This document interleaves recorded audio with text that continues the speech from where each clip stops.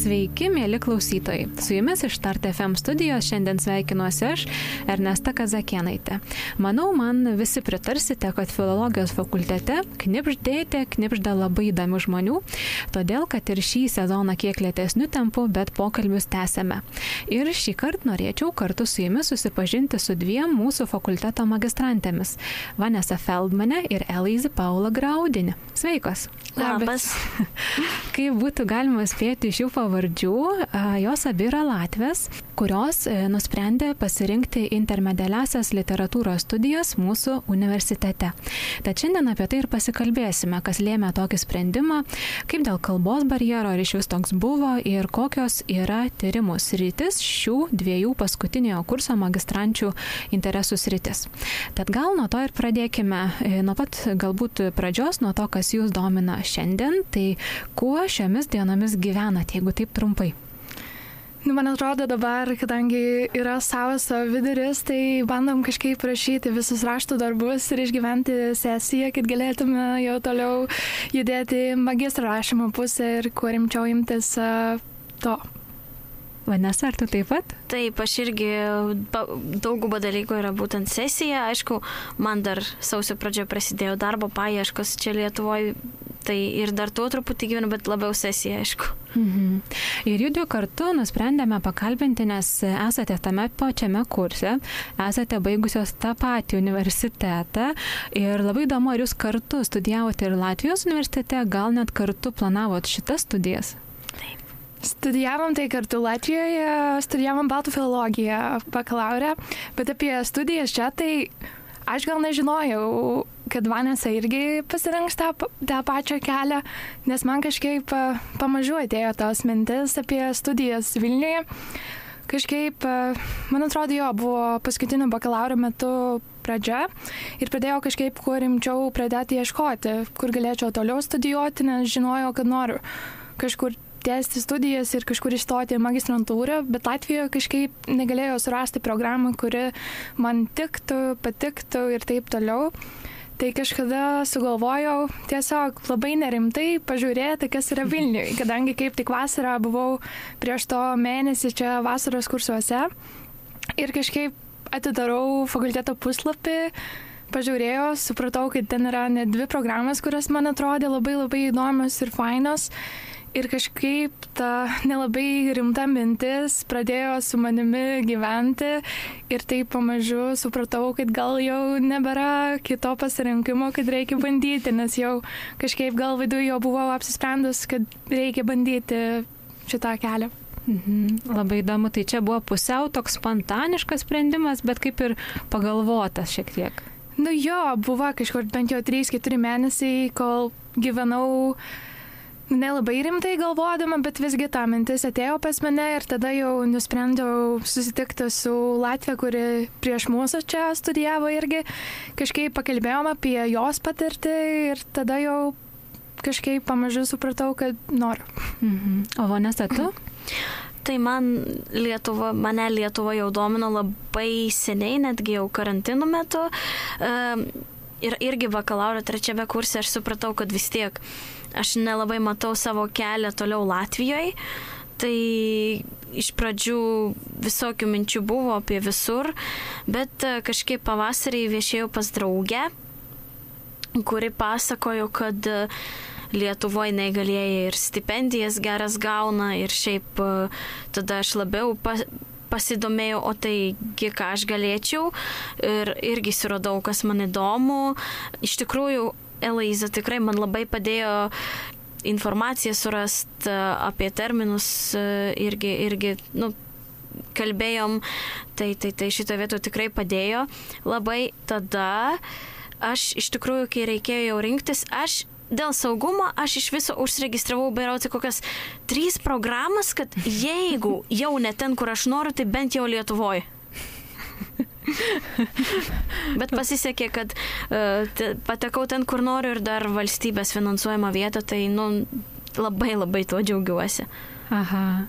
Iš tikrųjų, šiaip taip žiūrint iš šalies, atrodo pakeisti šalį studijoms, yra nelengva iš tikrųjų, nes vis tiek turi nuspręsti ne tik, kad kokių pusmečio Erasmus studijų išvykti, o jau ilgesniam laikui. Nors žinoma, magistrantūros studijos 2 metai, ne bakalauro 4, kur jau tikrai taip labai ilgai turi praleisti daug laiko toje kitoje šalyje. Bet kalbant apie iššūkius, kas tau, Elaiza, buvo toks iš didžiausių iššūkių, kai tu rinkaisi studijas ir čia jau atvykai? Šiaip tai buvo visai fainas tas laikotarpis ir gal neasocijuojasi su labai daug problemom, bet visgi tas pirmas semestras buvo toks bandymas kažkaip priprasti. Visų pirma, kad tiek daug lietuvių kalbos yra aplink, nes prieš to tas mano santykis su lietuvių kalba nebuvo toks, kad kasdien tiek daug informacijos būtų būtent lietuviškai ir dar tokios mokslinės informacijos. Tai, man atrodo, pirmas mėnuo buvo toks, kur po keletą paskaitų, ypač kur ten kažkokia jau naratologija ir tokį daugiau jau specifiniai dalykai, kur man jau šiek tiek sprogo smegenis nuo to informacijos kiekio. Ir aišku, buvo labai baisu ir pradėti kalbėti seminaruose.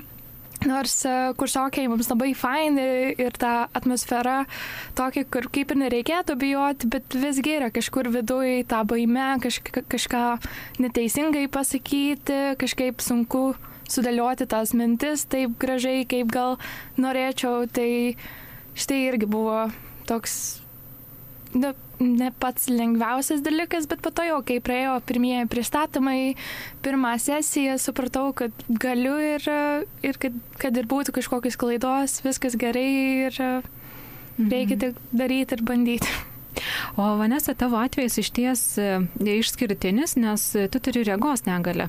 Ir bent jau šalies atrodo, kad iššūkių galėjo būti ir truputėlį daugiau, ne tik kalbiniai iššūkiai, bet ir kažkokie kitokie. Ar tiesa?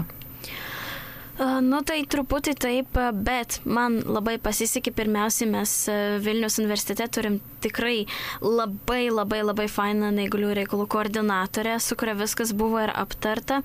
Ir aš buvau prieš, 22 metais dalyvavau Vilniaus universiteto lietuvių kalbos ir kultūros vasaros kursuose. Kur šiaip irgi abos kartu buvo.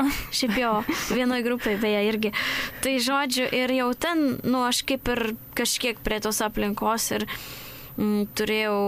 jau susipažinau labiau su žmonėm ir panašiai, tai aišku, reikėjo to palydėjimo ir visa ką, bet padėjo tikrai įvairios ten organizacijos, šiaip pažįstami žmonės, kurie ir kursų metu mane lydėjo, tai ir stengiasi, tai ir dėstytojai labai, ta prasme, geri, jeigu kažkas tai prijungdavo nuotoliu ar kitaip padėdavo.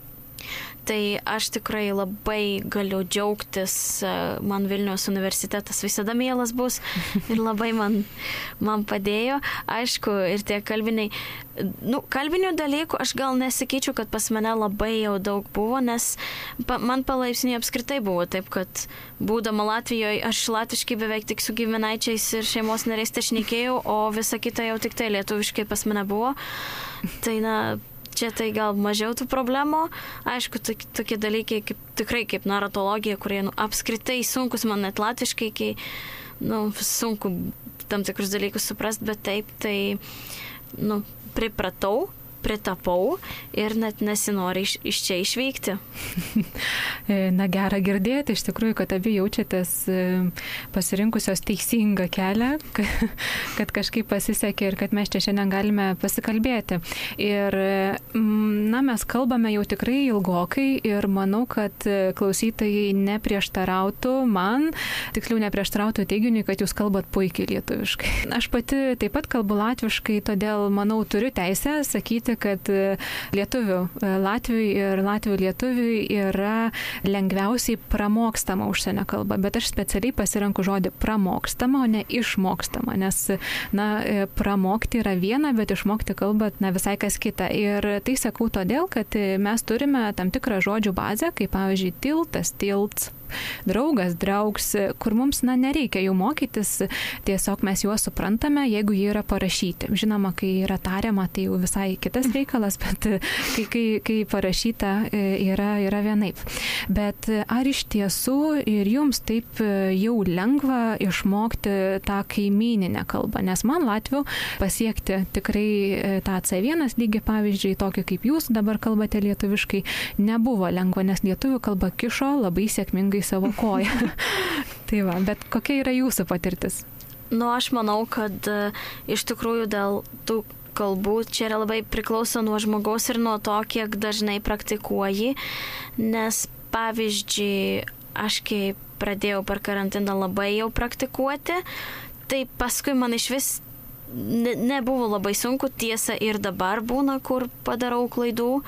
Ir aš žiauriai džiaugiuosi, kad turiu tokius draugus, kurie man pasako, Vanesa, ne taip. Tikrai, tai labai padeda. Turim tokią teoriją, kad lietuvių gal išmokti yra truputį lengviau ir kodėl, tai aš turiu tokią teoriją, kad lietuvių kalba iš savęs yra archaiškesnė nei latvių. Ir Latvijoje kai kurie žodžiai gal gali tiesiog priminti kažkokius senesnius latviškus žodžius, bet kaip pavyzdžiui būna, kai manęs draugai paklausia, kaip tas ir tas latviškai, o Jėzau, net neištarčiau. O aš sakyčiau atvirkščiai, kad gal latviams lietuvių šiek tiek sunkiau išmokti, nes kirčiavimas tikriausiai yra didžiausias iššūkis, kur nežinau, ar kada nors gyvenime išmoksiu, bet yra ramiau, kad suvokiu, kad ir lietuviams net taip lengva su tuo, tai ir man šiek tiek gal nuramina tas aspektas, bet šiaip tai, kadangi aš niekada neturėjau tikslo išmokti lietuvių kalbos, tada sakyčiau, kad tai visai lengva kažkaip atėjo, nes tikrai man anksčiau net nepatiko, kaip skamba lietuvių kalba ir kai ėjau studijuoti baltų filologiją, turėjom ten tam tikrus pasirinkimus, į ką norime gilintis ir vienas iš jų buvo lituanistika ir kai pamačiau, tai pagalvojau, kad galėčiau eiti į bet kurį kitą kelią, tik ne lituanistikos. Bet ir neėjo. Ar ėjai? Po to pasirodė, kad ten šiek tiek mažiau tų pasirinkimų yra ir buvo daugiau kalba ir literatūrologija, bet, parašau bakalaurą apie lietuvių literatūros vertimus Latvijoje, tai visgi labai toks lituanistinis tas kelias pasirodė, tai atsitiko kažkaip. O kaip taip nutiko, jeigu tu sakai, tau net nepatiko, kaip skamba lietuvių kalba, bet štai esi Lietuvoje ir puikiai kalbi lietuviškai? Kažkaip vaikystėje su tėvais, kadangi aš gyvenau netoli Lietuvos sienos, tai mes visai dažnai važiuodavom. Man iš namų tas pats arba važiuoti į Šiaulius arba į Rygą, tai kartais tas pasirinkimas buvo Šiauliai. Ir kažkaip tada, nežinau, man ta kalba pasirodė per tokią minkštą ir nefaina, bet tada universitete, kai turėjom jau privalomai mokytis, tada kažkaip tas susitikimas su Edmundu Trumpu kažkaip visiškai pakeitė tą požiūrį į kalbą ir kultūrą, nes jis tiesiog yra vienas iš nuoširdžiausių žmonių, kuriuos aš žinau, ir kažkaip su juo ir pasirodė, kad gal visi lietuviai tokie yra ir kažkaip tą pirmą asociaciją tokią atsirado ir dėl to ir buvo lengviau tą kalbą priimti ir jis mums ir daug siūlė į visokius kursus važiuoti ir tai irgi labai labai padėjo ir man dar toks kitas kelias buvo muzika, su kuria irgi kažkaip prisijaukinau tą kalbą. Ir kalbant apie muziką, tai tu jos neapleidai ir čia, būdama Vilniuje. Ja, tikrai taip. Vienas pati dainuoju chore, kitas tai einu dažnai visokius koncertus, kaip tik irgi savaitgalį buvau, tai sunku dabar įsivaizduoti gyvenimą be lietuviškos muzikos. O Vanesa, tavo kelias yra visai kitoks, nes viename iš interviu, kuris pasirodė Baltnexus, tu minėjai, kad į baltų filologiją Latvijos universitete tu stojai vien dėl lietuvių kalbos. Tai atrodo visiškai priešingai, nei ką tik girdėjome iš Eloizos. Taip, aš jau, kaip minėjau, karantino metu tai buvo šiaip taip iškiai anksčiau pradėjau domėtis, tai buvo 19 metai ir irgi tai buvo lietuviška muzika man padėjo iš pradžių. Ir karantino metu aš jau išmokau pakankamai, kad aš galėčiau susišnekėti. Taip, su gramatika aš turėjau daug problemų ir kaip man pačia juokinga, bet pripažįstu, kad aš iš pradžių išmokau šnekėti apie politiką ir tada gerbiamo Edmundo Trumpos dėka aš pagaliau išmokau šnekėti ir apie maistą. Ir aš irgi labai mūsų nuostabų dėstytoją norėčiau pagirti, nes jeigu ne jis, aš 100% galiu sakyti, manęs čia nebūtų, nes aš nebūčiau išdrįsus pirmą pabandyti mėnesį tuos kursus Vilniaus universitete ir pagyventi Vilniui būtent taip. Kadangi aš tai išbandžiau, aš jau paskui truputį drąsiau stojau, bet jeigu ne mano dėstytojas, kuris leido man tai pabandyti ir jeigu ne kolegos, kurie mane priėmė, tuose kursuose aš nežinau, ar aš čia būčiau, tai aš visiems esu tikrai be galo dėkinga, bet kalbant apie to kelio pradžią, tai taip, kaip minėjau, tai buvo karantinas ir aš labai domėjausi lietuvių kalbą, kultūrą, klausiausi LRT radiją, jau turėjau prieigą prie Lietuvos audiosensorinės bibliotekos. Tai turėjau prieigą prie Elvio svetainė esančių knygų ir tai labai man irgi gelbėjo, nes aš nors ir nesupratau nieko, bet aš tiesiog pajungiau lietuviškai ir man lietuvišką turinį ir man buvo svarbu, kad kalbėtų lietuviškai. Aš galiu sakyti, įsimylėjau lietuvių kalbą būtent dėl tų priežasčių, dėl kurių Elizai iš pradžių lietuvių kalba nepatiko, nes man net mieliau kalbėti lietuviškai, nes taip minkšta, taip faina. Tai dabar tai tikrai taip, bet anksčiau man kažkaip, nežinau, asocijavosi su kažkokia rusų kalba, gal šiek tiek, nes yra daugiau kažkokia įtaka iš slavų kalbų, bet jo, labai įdomu, šiaip aš labai gerai atsimenu mūsų pirmą susitikimą universitete, kai buvo jo pirmas būtent lietuvių kalbos paskaitos ir mes visi kiti nieko nežinojom, ten pasakėm labas dienas, ačiū ir viskas. Ir tada Vanesa pradėjo šnekėti ir tiesiog laisvai jau su dėstytoju kalbėjo ir mes visi kiti nesupratom, kaip čia gali būti, kad mes kaip tik pradedam mokytis ir yra žmogus, kuris jau viską žino.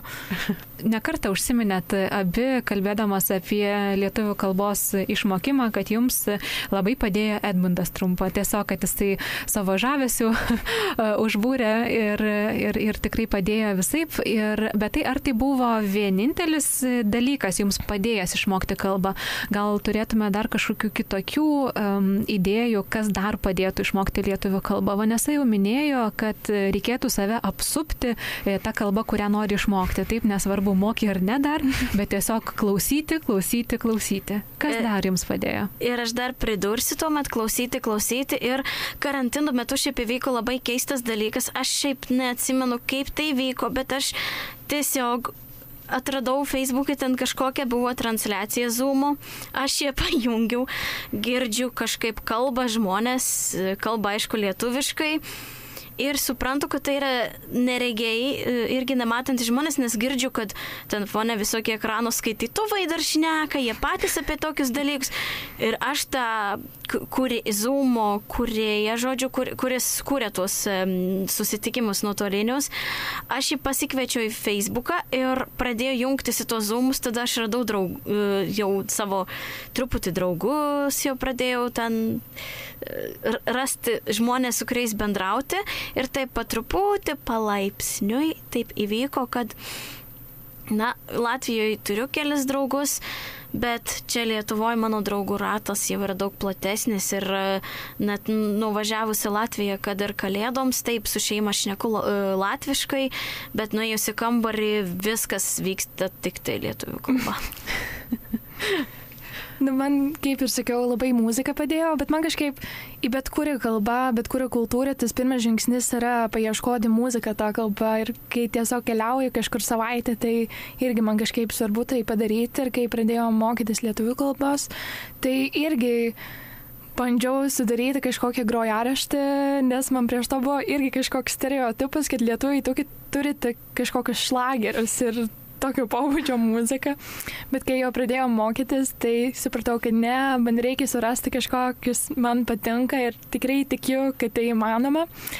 Ir suradau, ir tada gal jau kitas toks žingsnis buvo, kai reikėjo, man atrodo, ruoštis egzaminui, nebe jau pirmieji metai, gal antrieji, ir man atsibodo klausytis kažkokius ten gramatikos vaizdo įrašus YouTube platformai. Sugalvojau, kad gal reikia pabandyti, paieškoti kažkokius pokalbius, kažkokius interviu ir tiesiog jo bandyti išgirsti, kaip gyvai žmonės kalba. Ir tada irgi man per muziką kažkaip atsidarė tas kelias, nes nežinojau, ką kito ieškoti, tada dar nieko daug nežinojau apie lietuvių kultūrą. Tai kažkaip, kadangi turėjau tos kažkokius atlikėjus, tai ir su jais ir prasidėjo tas ieškojimų kažkokių pokalbių kelias ir tada tikrai labai daug perklausiau visokius interviu, pokalbius ir tada jau toliau labai svarbus buvo tiesiog buvimas tarp žmonių ir bandymas kalbėti ir kažkaip suvokti, kad yra viskas gerai, jeigu padarai klaidas ir visgi tave supras ir tai nieko tokio. Tai nebijoti klysti. Jo. Yra labai svarbu.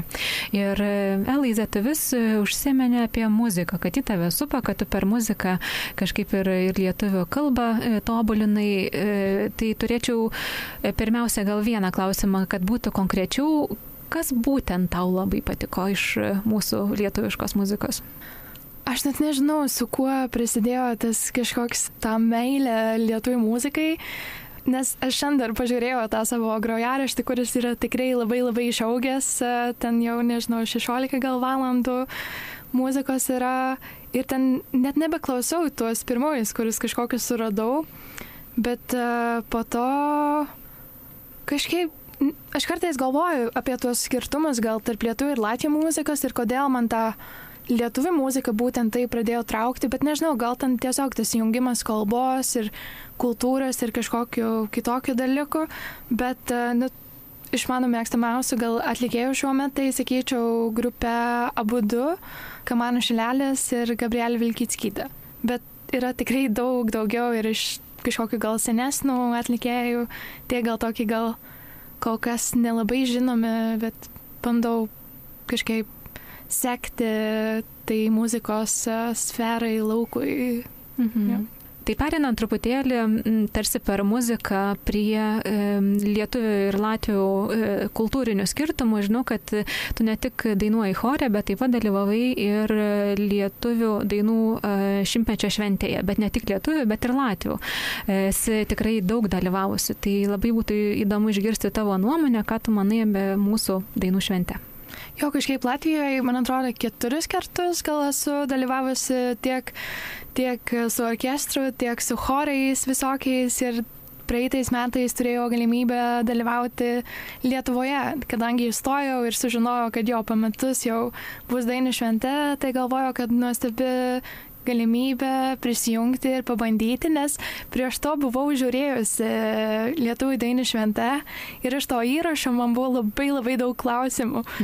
Vienas gal tikriausiai buvo apie tautinius rūbus, kodėl visi chorai neturi ir tada jo toliau aišku apie kažkokią programą, kuri irgi tokia linksmesnė, daugiau gal tų pačių šlagerių, apie kuris prieš to sakiau, kuri Latvijoje tiesiog atrodė niekas negalėtų įsivaizduoti tokios muzikos, tokio repertuaro pas mus. Ir kažkaip tai ir sugalvojau bandyti pati dainuoti ir pamatyti, kaip tai yra iš tikrųjų. Ir kažkokia dalis iš tų prieš to buvusių klausimų ir liko tokia, kur tikrai ne tik per įrašą taip atrodo, bet taip ir tikrai yra. Bet iš kitos pusės gal ta asmeninė patirtis padėjo kažkaip kitaip į tai pažiūrėti ir suprasti tuos kažkokius istorinius, kultūrinius skirtumus ir priimti tą gal šiek tiek linksmesnį, mažoresnį buvimo būdą per tas dainų šventes ir man labai faina buvo, kiek visi aktyvus ir atviri buvo ir kažkaip labai nuoširdžiai pasirodė tą šventę. Tai manai, kad lietuvių šventės yra gerokai linksmesnės nei latvių? Nu, jo ir ne, nes dar kitas dalykas, kas irgi skiriasi, yra sudainavimo naktis, kuri Latvijoje jau gal kažkokius 20 metus turime, kuri irgi man jau yra neatsiejama nuo dainų šventės, bet kaip supratau, anksčiau tokius nebuvo ir tai tiesiog atsirado kaip dalyvių iniciatyva. Ir Lietuvoje kol kas tokios dar nėra, tai man buvo labai keista, kai baigėsi koncertas ir visi tiesiog eina namo, nes Latvijoje mes ten iki 7 ryte būname estradoj, bet čia irgi gal dalykas, kur dar galima aukti ir gal inicijuoti patys dalyviai. Nu taip, nebejotinai tų skirtumų kaip ir tikėtumėmės, nes kad būtų labai panašu, tai irgi greičiausiai būtų keista, jeigu būtų tai panašu. Bet Vanesa, norėjau tavęs dar klausti apie kultūrinius skirtumus tarp lietuvių ir latvių, nes mes šiek tiek jau pradėjome ir su Elaize kalbėjome apie dainų šventes, bet kaip tau pačiai atrodo, kokie galėtų būti tokie ryškesni lietuvių ir latvių skirtumai? Taip, tai man atrodo, tai Latviai pagal temperamentą yra daug santūresni, ne veltui yra sakoma, kad lietuviai yra Baltijos italai ir aš nežinau, kai aš, ta prasme, aišku, kaip aš pasakoju, ten per Zoomą su vienais susipažinau, per vienus su dar kitais ir susipažinau su lietuviais. Ir aš tokia tiesiog supratau, kiek man daug fainesnis yra lietuviškas temperamentas. Elaiza minėjau apie muziką.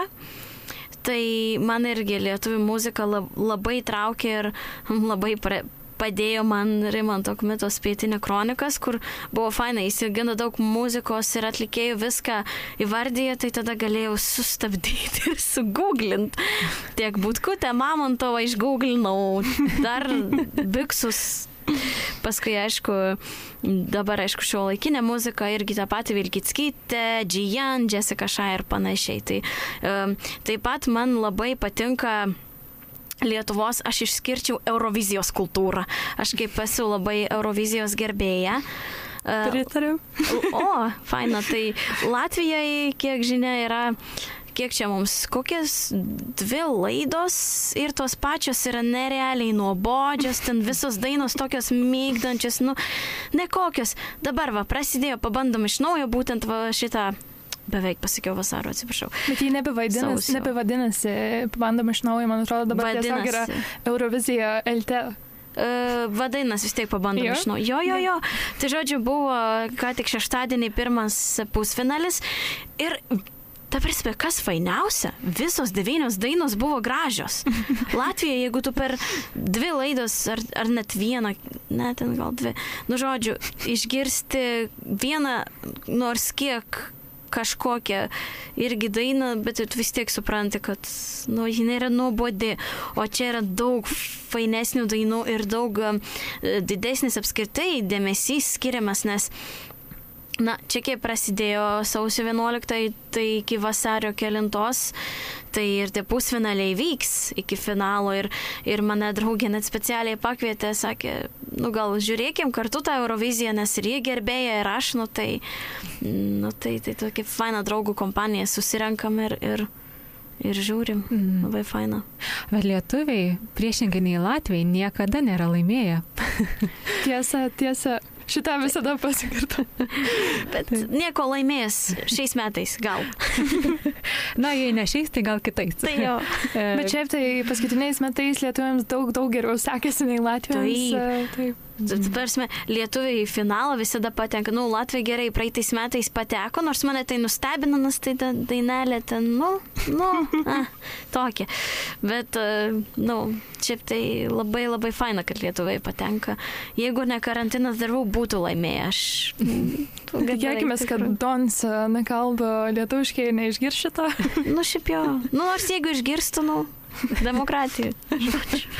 Taip. Ir Vanesa, tu užsiminė iš tikrųjų apie Kmitos Pietinę kroniką, taip, ir kad ta knyga tau leido atrasti ir lietuvišką muziką. Ir labai būtų įdomu sužinoti, kaip tau sekėsi skaityti lietuvišką literatūrą, nes aš tikrai žinau, kad yra daug audio knygų ir tu minėjai, kad turėjai prieigą ir galėjai klausyti jau seniai šitas knygas, bet kaip su brailio raštu parašytomis knygomis? Ar tu skaitai skaitai lietuviškai? Lietuviškai aš skaitau, tiesa, lėčiau nei latviškai ir, labai ten didelį kiekį, man reiktų daug laiko, tai tarkim, jeigu man kažko reikia ir reikia greičiau nei ilgai, tai aš jau renkuosi arba jau elektroniškai prieinama, arba, jau audio įgarsinta. Ir šiaip labai mane domina lietuvių literatūra, aš norėčiau kuo daugiau sužinoti, nes aš vis dar manau, kad aš tikrai žinau per mažai ir mane taip domina lituanistika, jeigu aš turėčiau galimybę lankyti kažkokias, papildomos lituanistikos ir papildomos lietuvių literatūros studijos, aš tai tikrai daryčiau, nes mane būtent lietuvių literatūra labai domina. Ir esu skaičius nemažai tų knygų, man apskritai knygas yra gyvenimas, jeigu jau literatūrą studijuoju net magistrą, tai jau, taip, žodžiu, tai ir Ivanauskaitė Ragana ir lietus. Iš pradžių nesugebėjau perskaityti, bet ne dėl kalbos, o dėl, siužetinių visokių dalykų. Tai, žodžiu, dėl siužeto, sakykim taip, bet paskui kažkaip nežinau, pagalvojau, bet taigi reikia giliau kažkaip pamastyti ir pabandyti dar kartą. Tai jau paskui, man atrodo, prieš magistrą aš perskaičiau ir Ivanauskaitę, Sabaliauskaitę, iš vis mano mėgstamiausia lietuvių rašytoja, visos 4 Silvererum ir Kmita taip pat labai yra mano mėgstamas ir tiek Pietinė kronikas, tiek Remyga, labai geros, jautrios tokios knygos, ypač Remyga ten labai jautru, bet ir Pietinė kronikas, tikrai taip įdomu ir ta tarmė, kurioje yra parašyta būtent Pietinė kronikas ir dar tas faktas, kad audiosensorinėje bibliotekoje yra prieinamas, Elvija žodžiu yra prieinamas paties autoriaus įgarsinta būtent Pietinė kronikas. Tai yra, negali būti nieko geriau, kaip girdėti, kaip knygą skaito pats autorius, ypač kai tai yra, toks. O ar pati negalvojai versti iš vienos ar kitos kalbos? Šiaip galvoju, aš irgi būčiau labai dėkinga už tokius pasiūlymus ir už tokias galimybės, jeigu aš tokias atrasčiau. Mes ten turėjom baltų filologijai tokia kaip praktika vertimo, kur ten išversti kelis apsakymus iš lietuvių į latvių. Ir man labai patiko. Ką žinau, kad poeziją versti aš visgi nesiryščiau, nes aš šiaip man su rimavimu net latviškai nesiseka. Tai šito aš ir gal nedaryčiau, bet versti tiek iš lietuvių į latvių, tiek, iš lietuvių į latvių tai paprasčiau iš tikrųjų būtų, faktas, kad paprasčiau, bet ir iš latvių į lietuvių būtų įdomu pabandyti. Dar nuostabus dalykas, vėlgi galim dėkoti dėstytojui Edmundui Trumpui, kad vertimo dirbtuvės buvo, kai mes 3 kurse buvom berods rudenį, ten ir susipažinau su Raimontu Kmitu. Ir tai buvo viena iš nuostabiausių patirčių ir aš žinau, kad aš tai niekada nepamiršiu. Na ir dar labai norėčiau pasikalbėti apie tai, kas jūs kaip jaunasias tyrėjas domina, nes esate paskutinėme magistrantūros kurse, tad greičiausiai tyrimų temos jau yra aiškios. Ar tiesa? Bent jau magistro. Taip, magistro, būtent magistro darbo temos. Taip, tai Elaize, ką planuoji tyrinėti? Dabar rašysiu magistrą apie Sibiro haiku adaptacijas teatruose Lietuvoje ir Latvijoje. Man visada labai sunku šiaip surasti tą tyrimo temą, nes man daug kas domina ir taip ir dabar kažkaip bandžiau sudėlioti viską kartu ir surasti kažkokią tą objektą, kuris savyje įsikūnintų kuo daugiau tų dalykų, kurie man svarbus ir įdomus. Ir kažkaip ta Sibiro tremties tematika man tokia yra, nes mano senelis ten buvo 16 metų ir yra likę memuarai jo apie tą laikotarpį.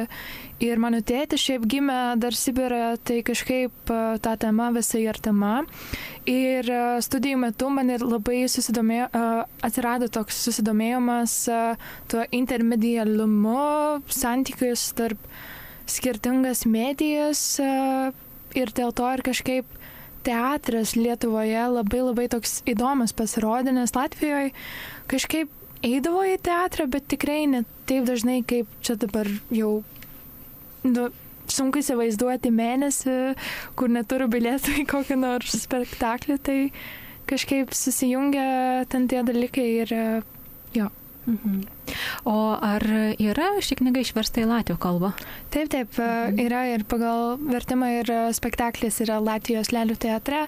Man atrodo, 20 metais Dacime yra išverta. O ar tu planuoji rašyti lyginamai darbą, gretinamai, ar tik tai Lietuvos kontekste? Mano tikslas yra pažiūrėti, kokias yra tas adaptacijas vienas Lietuvos nacionaliniam dramos teatre, kaip iš to grafinio romano, kaip visai tokio specifinio žanro vyksta tas perėjimas į scenarijų, kaip tekstą ir toliau jau į spektaklį ir kaip iš tokio visai įdomo žanro galima pereiti į spektaklio ir tą patį padaryti su spektakliu Latvijoje, nes jie šiaip visais skirtingais būdais padaryti. Lietuvoje ten yra gyvus aktoriai, o Latvijoje tai yra lėlių teatras su popieriniam lėliam, tai labai įdomu.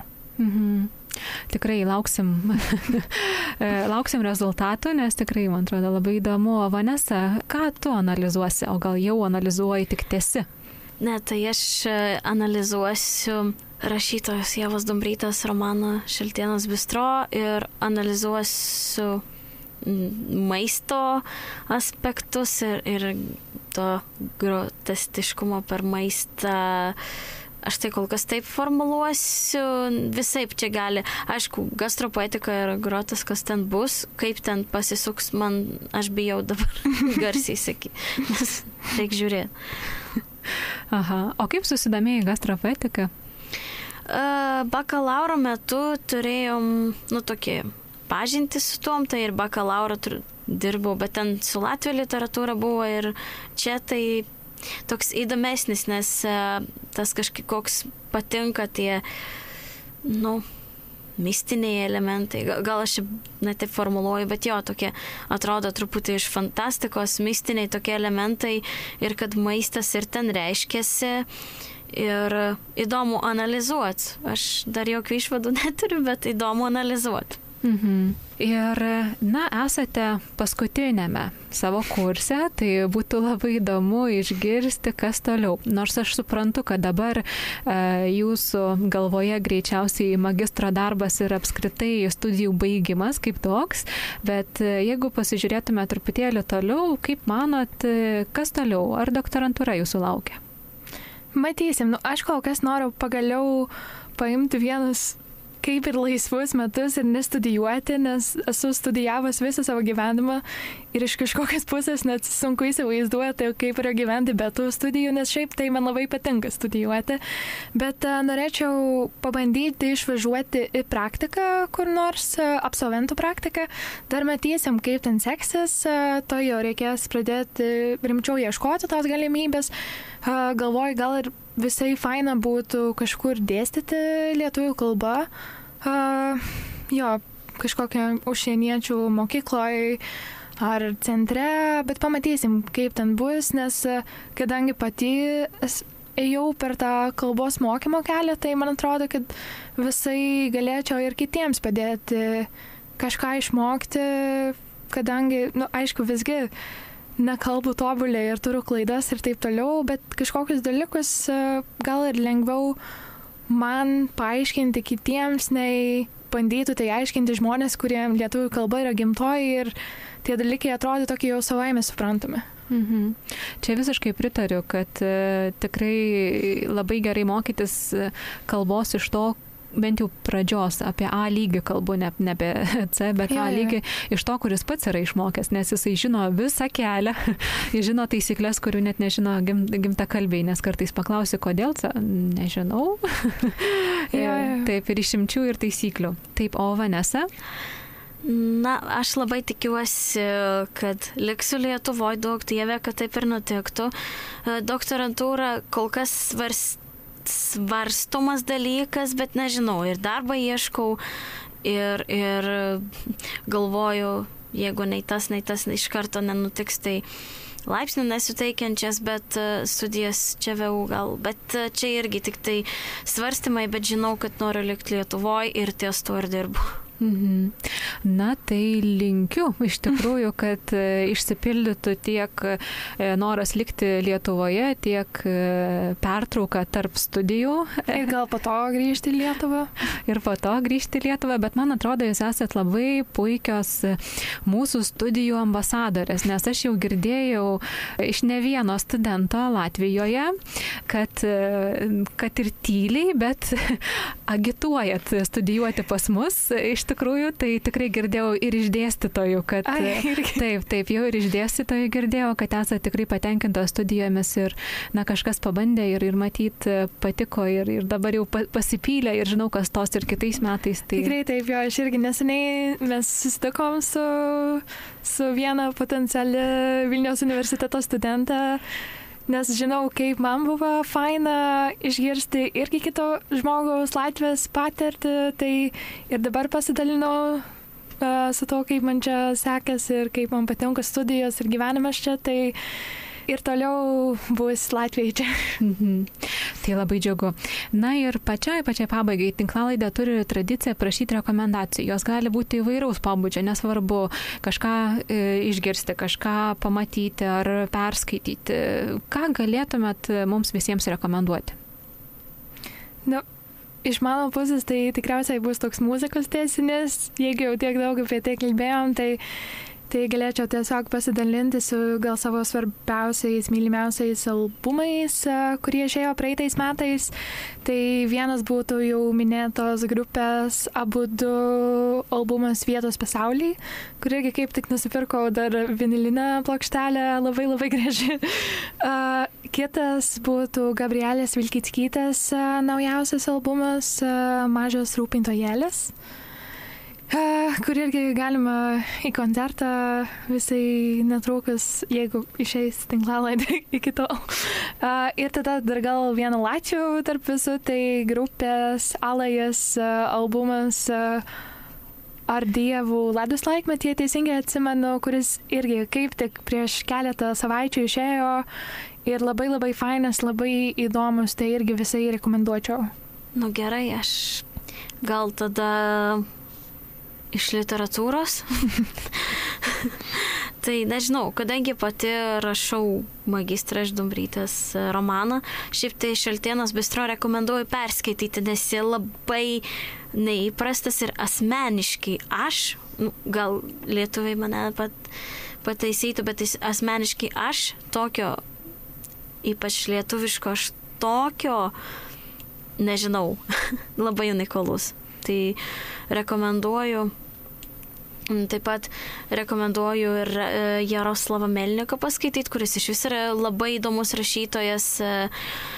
Jisai šiaip yra ukrainietis ir jisai jau seniai, kiek seniai aš dabar nepasakysiu, bet gyvena, rašo Lietuvoje ir lietuviškai ir yra vadinamas lietuvių rašytojų. Tai parekomenduosiu 3 knygas iš jo net. Adata, pagal kurią yra radijo serialas Troškulys, laisvai prieinamas LRT radiotekoje, arba mediotekoje, radiotekoje, man atrodo. Tuomet dar ten visad būsiu aš, irgi distopija, mistika, labai įdomus ten dalykai.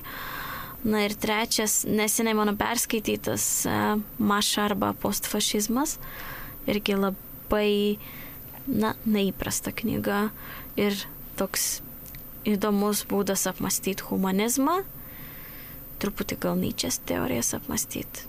Labai toks įdomus kūrinys. Ačiū, labai ačiū už rekomendacijas, tikrai turėsim ką daryti ir klausyti, ir skaityti. Ir labai ačiū už pokalbį, kad skiriat laiko, tikrai nuostabu, ačiū. Ačiū labai. Labai ačiū.